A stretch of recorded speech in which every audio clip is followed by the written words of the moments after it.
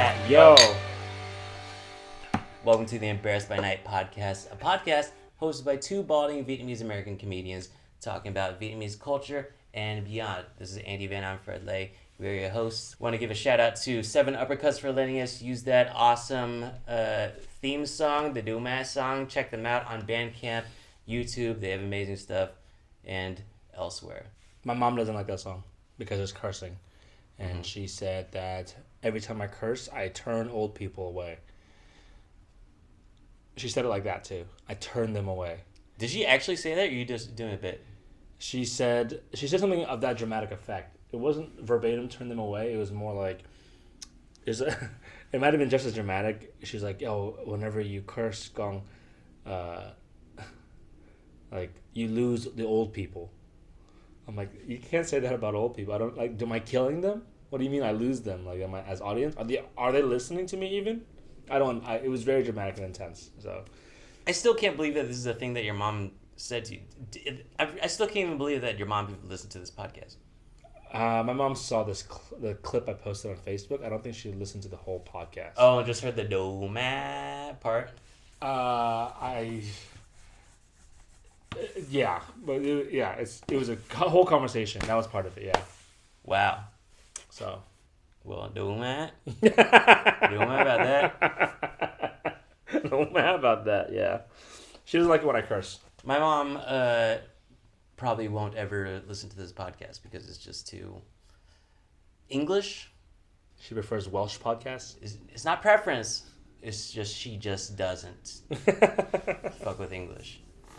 That's fair. Yeah, that's fair. Like a lot of Vietnamese people refuse to learn English because they didn't need to. They didn't feel the need to. And that's fair. They built communities and they had family and they were able to work and function, and that should be enough. What are we asking people? Hang on. I don't know if that's fair to say that is because they didn't need to or they felt that they didn't need to. It's because it's too hard to learn a new language in your 30s. It is very hard. I agree. I don't think that is because they're like, fuck that, I'm not learning this fucking, but I'll take your money. No. I'll take your alms. Where they felt, the phrases they felt they needed, they learned. Mm-hmm. That was all they needed. They didn't need to learn any of the other parts of the language. Yeah. This could spark a whole conversation. Yeah, I think it's a good one. It brings up very complex emotions within me, which I don't think will translate well into a fucking sorry podcast where none of us are wearing shoes. I like this. You asked me. Fred looked at the camera and he looked at it and he's like, just double checking, Andy. You're okay with not wearing socks, right? Your fucking toes are out, bro. Yeah. What's wrong? I'm at home. Yeah, but they don't know that.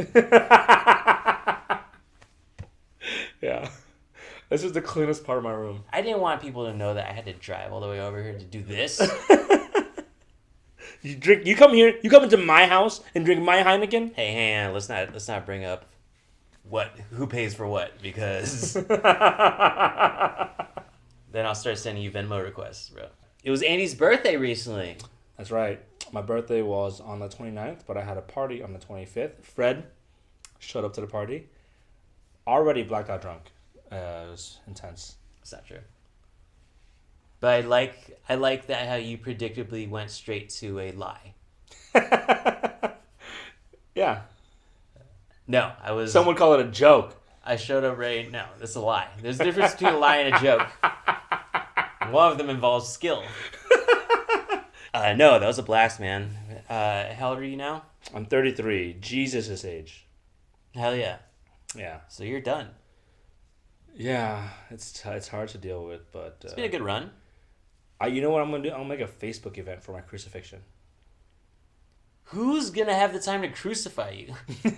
Very bold of you to assume that people are going to set up a whole thing to fucking... And then go to Home Depot and get 2x4s? And spikes? Railroad spikes? Where do you even get railroad spikes? You think I'm not even worth a crucifixion? How great do you have to be to get crucified? No one gets crucified anymore. And so you're going to be the first one to get crucified, is that? I'm going to request it. Okay. However I die, I'm going to ask and put in my will that my body be crucified somewhere and put on display. I'm not even joking right now. Like, let's put away the jokes. But what would you what would you want to happen to you after you pass on? Whatever. Like that first week. Whatever makes my family. Whatever makes it easiest for my family. Oh my God! What a stupid ass response. What do you want? I said, what do you want? I literally don't care. You even if you could fuck my even if body. people were like, You could fuck my body. yeah, but so you're saying like I don't give a fuck. Actually, now that's what I want. Hang on. I'm not asking what to do with your body. I'm saying like what do you want people to remember you by in the next week? Do you want a party? Do you want a funeral? Oh, I see. Do you want a crucifixion? A crucifixion would be hilarious. It's so much work though. It's a you're lot putting of work. I'm not saying I maybe I'll save up. You know, in my life, I'll put aside a crucifixion fund. Okay, let's say you've saved up $30,000. Is that enough for a crucifixion? That's a good question. How much would a crucifixion? Yeah, it is, but that's putting a lot of work on other people. They don't have to attend. That's like a huge like what's the biggest event that you've ever put on? It was probably Embarrassed by Night. That was that party this last weekend. And it was that It was my birthday party. That was the biggest event I've ever put on. It was only like 20 people. Not even. So there were 20 people at once. Embarrassed by Night was like 105 people. I think Rec Room we might have broken 100 there. 105. Yeah, but yeah, I don't know. A crucifixion would be. Is that really your answer? No. It would be expensive. I'm okay. trying to figure out the. Because I've been like. Yeah. I tried to say from the start, put the jokes aside. Yeah, and then and then I said something, and then you said that's the shittiest answer I've ever heard. So unless you were serious about that. Okay, but you didn't answer the question though. You didn't change the question. I clarified. It could be on me. Yeah, it could be on me. Okay. A funeral is fine. I would like a party. You know. Yeah. Any ceremony is good. A Buddhist one might be really nice. I think. I was raised Catholic, but I think a Buddhist ceremony. But you're just gonna switch teams at the end. Are there like you're gonna write that in your will? By the way, I was Buddhist my whole life. Gotcha, Mom. You all right? And then the next page in the will is just like a picture of you in a monk garb. Be sure to frame this and light incense for it every day for the next 35 years. 2 more than I lived. Yeah, I think a fucking ceremony would be good. What would you do? What do you want? I want a big party. A big party. Yeah, like big a old rager. party. Like the one I had for my birthday. Not so much a rager though. Like I want there to be like security and like kicking out people if they get a little bit too butt. Really? Yeah. That's dope. That's cool. I want like big ass dudes to just be like or women to just making sure that the vibe is copacetic. Mm-hmm. But other than that, cut loose. Nice. I want like. Where do you want the party to be? Cash bar. Cash bar? Yeah, cash bar. You're gonna cash bar at your funeral? Yeah. Why not just have an open bar, man?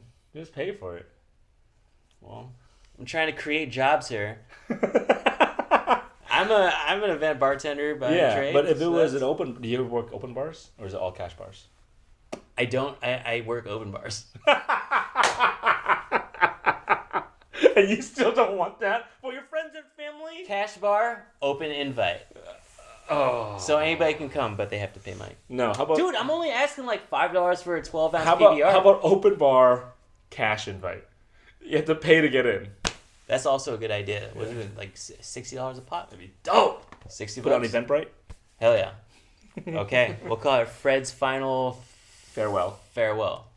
Fred's final Fredstacy. Ooh. Okay. Ooh. Should have went with the first idea, right? It's your funeral. Fred's fucking funeral. Triple F. I like that. My mom won't go. Sorry. As you're cursing, you can't. It's alright. She'll send an envelope, though, at least. So that's fine.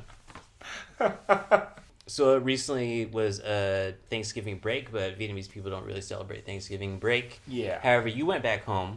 I did. My family does do some kind of Thanksgiving thing. A lot of Vietnamese families do, I think. Yeah, I've talked to...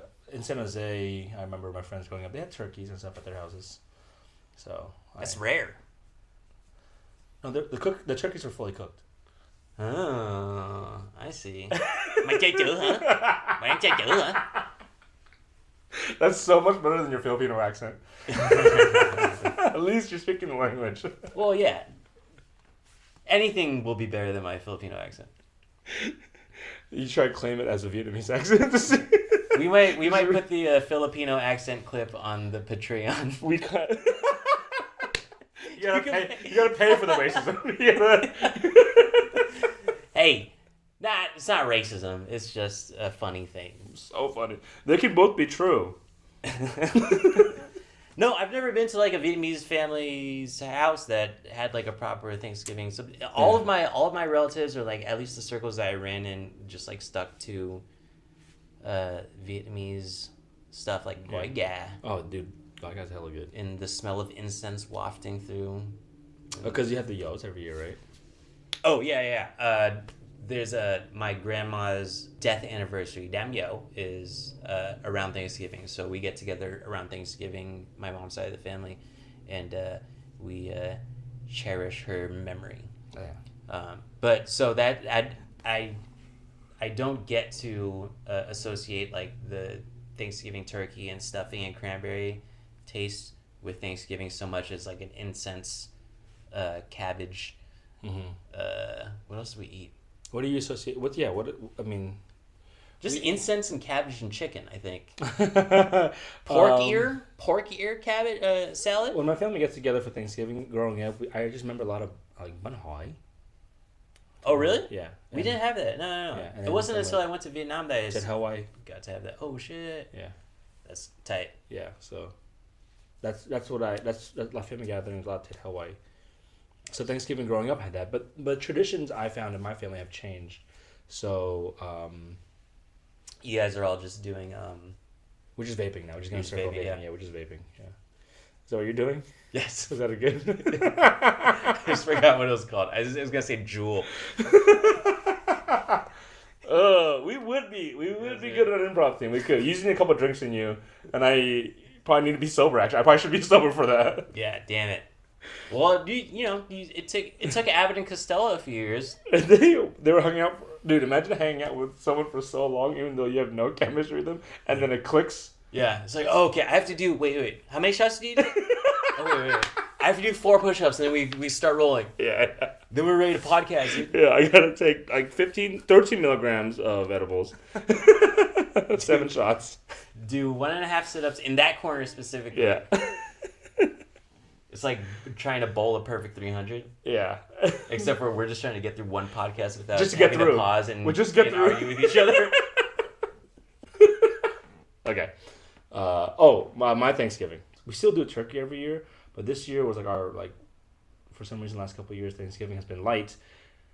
My grandfather on my mom's side is where we spend Thanksgivings now, and he makes a jiao gatay. Oh shit. Yeah. So wait, what's gatay? Is that? That's turkey. Just yeah. Gatay. Gatay. It's like literally Western chicken. Hand chicken. Oh yeah. Thai. Western chicken. But isn't that so silly, the names that we just best out on animals? Yeah. It's like, I've never seen that before. So that must be a stove. Western chicken. Betao. Okay. Betao. Betao. Betao. What is that? Betao and gatay is Western. Like somebody saw a shark. I was like, oh, that guy is mouth.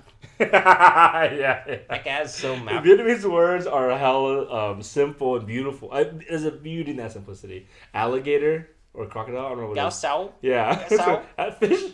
That shit's ugly. This is ugly. That shit's ugly, dude. Fuck the idea. Like, I'm not even looking at its legs or anything, but that's an ugly ass fish. Yeah, it's not weird that it has legs. It's weird because it's so fucking ugly, dog. That's Hey, look at that fish that's going on there. Doesn't that kind of remind you of a cow? Oh yeah, dude. That's a cow. That's a cowfish. That's a cowfish. That whale is a cowfish. Wait, what's that? Oh wait, it's an elephant fish. What's that? Gavoy. Gavoy is whale. Is whale. Yeah. Yeah. Oh, there's no gabal. There's no gabal. Yeah, there's no gabal. I was trying to. My criticism stands. It's anti-science. Wait, let's try that. You want to try that bit again? Yeah, I'm hella down. All right. Oh, what was that? What was that fish that's going back? Wait, that's not fish. That's big. That's big as hell. Oh my god, that's like the biggest animal. That's like the biggest. Oh my gosh! Look, it's like going up and bleeding something out of his ear. Man, that's as big as an elephant. It's as big as an elephant. That's an elephant. That's a cowboy. That whale is an elephant fish. Let's call all of them that. Yeah. Even the ones that we discover for the next 200 years. Do you think Vietnamese people have ever discovered a whale? I don't know too much about the Vietnamese people's relationship with the ocean beyond the shores, but because we have a very strong relationship Beyond the shores. with the shores. We're shore people. Hey, that's why Nook is called land. That's why Nook is the same word for land as it is for water. I was gonna say, we are very confident. We're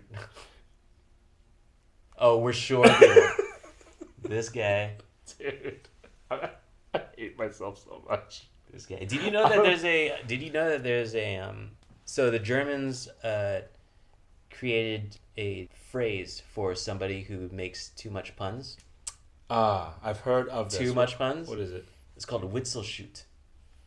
Oh, that's cool. So there was a dude who like made so many puns. He was like a doctor or something. Oh, it's a disease. All of his like coworkers like, there's something wrong with this guy. And then they studied him because they're Germans. They studied him. They didn't just be like, oh, he's fucking funny. He's weird. They're like, no, there's something wrong with him. There's got to be something wrong with him. Yeah, I think it just might be a German thing. Go ahead. Then they discovered, like, after a series of tests, they were like, oh, there's something wrong with his frontal lobe. So this, like, frontal lobe damage is associated with doing so many puns. And of course German people would come up with that. Yes. Because they wouldn't just appreciate somebody who's just clever. Yeah. Someone with a love for spoken language. There must be somebody wrong with them. Yeah, let's check him out. Something's wrong. Cut his brain up. Check the back lobe. No. Oh, right lobe? 9. Check. Left lobe. It's possible, but 9. A different area. I think this might be all of the lobes. No, there must be one more lobe. Incredible improv right now. There's one more lobe we haven't tried. Hmm. Hold on. I gotta not break. I gotta not fucking break. That's the whole thing I want to do here is not break. Oh, that's what you want to do? Yeah. Because there must be one more lobe we haven't tried. Well, let's recap. At 7:45, we checked the back lobe. It amounted to nothing. Okay. 5 minutes later, 5 minutes later, we checked the right lobe. Yeah. Did we find anything? Well, you're the guy who's fucking checking. I looked. Und? I looked in the notes. I looked in the recordings. And you don't have the notes? And there's nothing in the notes, so we found nothing. Null. Yeah, this is good improv, yeah? This is incredible. Incredible? No. Is it almost as good as your inside accent?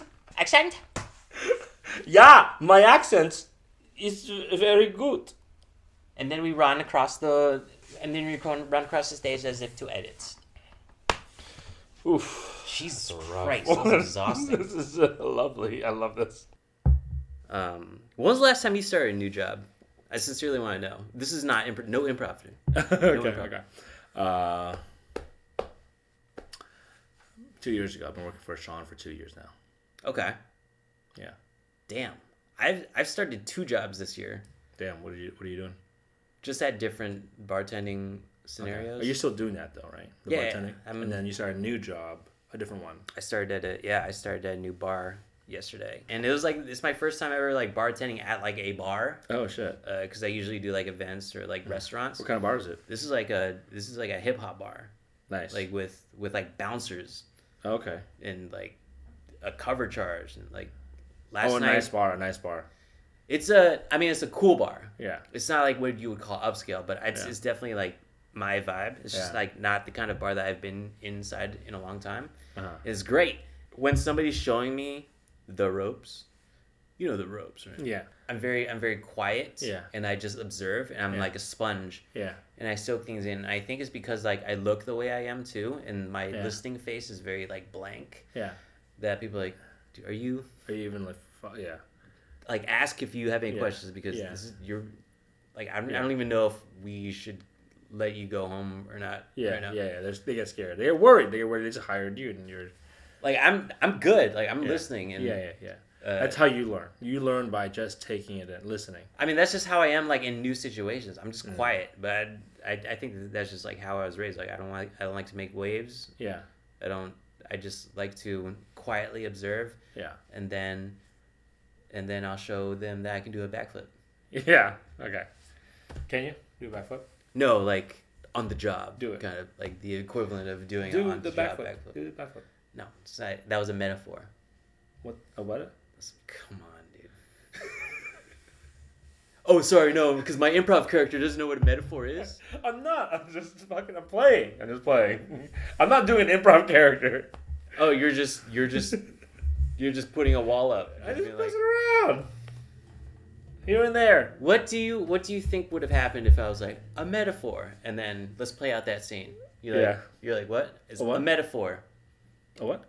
A fucking metaphor. You know what a metaphor is? That's really funny to me. Like, what if we did this podcast live? Oh, I'd probably do it differently. Yeah. Let's pretend we're doing it live. Let's pretend there's more than one person watching this right now. Nah. At the time of... I think he'll like it. There's a charm to this. Yeah. Oh, my favorite part is when one character pretends to not know the word that the other character said. I mean, when you start a new job, do you just go in like straight do you just like straight doing improv characters or? No. I do try to have fun, and then I do ask a lot of questions. I'm generally I don't want to fuck things up. Sometimes if I'm like not sure, I'm just gonna ask anyway, and just be like, I'd rather look stupid than do something wrong. I don't care about looking stupid. I think you do. I don't either. My definition of stupid is different than most people's definition of stupid. On the job, though, like when you're starting a new job, though, don't you like want to put your best foot forward? Depends on the job. What's the silliest job that you ever had? I work at Bubba Gum Shrimp Company. Okay. What was that like? It was really fun. It was really fun and really tiring, physically taxing on me. I would have to switch shirts mid-shift because I would sweat through my shirt. Hang on, what even job was this? I was working in the back. Yeah, I was a greeter. My job was I was a server. That was my official job duty, but I was also... I didn't know that you worked in the service industry. Yeah, I was a server for like 2 or 3 years when I first moved to LA. First at a Japanese restaurant. Wow. Yeah. So you went from teacher to server. Yeah, to comedian. It's been a Well, I think homeless is next, I believe. What's your main money maker though? You went from teacher to server to now I pretty much admin assistant mostly. Yeah. I 3D print teeth too. It was fun. It was really fun. And he lets me make my schedule. So he's my best friend. Damn, to be able to work for your best friend. Yep. Do you feel like working for your best friend throws off your guys' friendship a little bit? It skews your, like, the seesaw is kind of tipped in one way or the other? Nah. Because at work, like, this is his place. Mm-hmm. So I'm here as a guest. And I think about that every day. And then I take his cue. If it's like, okay, worker time, we're doing this. I'm like, let's go. And if he needs me to do something, I do it. There's no questions asked. If we're like kind of like messing around a little bit, I take his cue. I don't jump in out of place, you know. So, Right. Yeah. But when we're hanging out, I'm fucking dicking around with him like I would anyone else. Yeah. Okay. Yeah. It's conscientious for sure. Yeah. Yeah. Interesting. I'm just thinking about the relationship that I have with my best friend, who is you. I peed. Because I got. Oh, sorry. You see it? Okay. well, not anymore after that pee joke. No, but No, that was a P lie. I have I worked alongside my best friend for like a bunch of different jobs, but I could never like take orders from the dude. Or I mean, I would do it for a while and Resent it? Start to resent it. Yeah, I also would expect the same. Like if I had that kind of. I think that's normal. I think it's absolutely normal. For me, it's just like, I think partially because he owns the business. It's like, okay, what's the goal? The goal is to make sure the business does well. My best friend's business. Yeah, you're helping. I'm helping. I'm like, that's the only thing I care about. Mm-hmm. I care about all the other things too, but in a business setting, it has to be in service to the goal of just making things work for my boss. Yeah. So, I don't think I have that at Bubba Gump. At Bubba Gump, I'm like... Well, Tom Hanks was your boss, right? Yeah, he show up. Do you think that there would ever be a Vietnamese equivalent to Forrest Gump? Bubba Gump Shrimp Company? I mean, Lee's Sandwiches is close. Lee's Sandwiches, but we don't know who Lee's is. We don't know who Lee's is. Also, that's a real thing. Mr. Lee, his last name is Lay. He had to anglicize it. He didn't want to call it Lay Sandwiches because people would be too confused, so he called it Lee. Yeah, this is probably a good fucking call. Traitor. You know how many times? You know how many minutes I've lost convincing DMV employees, librarians. I'm like, Lay. It's L-E. Lay. They're like, Lee? I'm like, Lay. Open my coasts. Oh, man. That's the only thing holding you back from fame. Yeah, I should have added the extra E. That's the only, you could have. Lay. We can't market that. You know, Fred Lee, now that's a name I trust. For the sandwiches. I love those sandwiches. and that's mostly what I do. I get him sandwiches. Those dry ass sandwiches. No, they're great. They're really good. Are they? I used to love them. Let's do a brief run through of the best Vietnamese sandwich spots in LA. Yes! This is my favorite topic. In LA. Okay, I'll start. That I just discovered right now. I'll start. My favorite is in Chinatown, Uh-huh. called Gigo's Deli. Gigo's solid. Deli. They have fresh bread, very good. The only thing that they're missing is they don't have the cold cuts. It's all grilled. Yeah. But their vegetarian sandwich is on point. Vegetarian. Okay, dope. Gigo's is good. They also have other stuff too, obviously. And they use their back they have panels. They have a storage area in the back room. It's panels. I think that was like an old decoration, or maybe from a bygone era of decoration for them. And they just, instead of like 3 or 4 more tables, they just kind of stuff it all back there in public view. So it's legit. Yeah. It's filthy in there. It's filthy up in that bitch. Yeah, I think they have a C health rating. As in cleanliness. The C is for chabong. That's okay. All right, that's good. Sure, we'll go your direction again.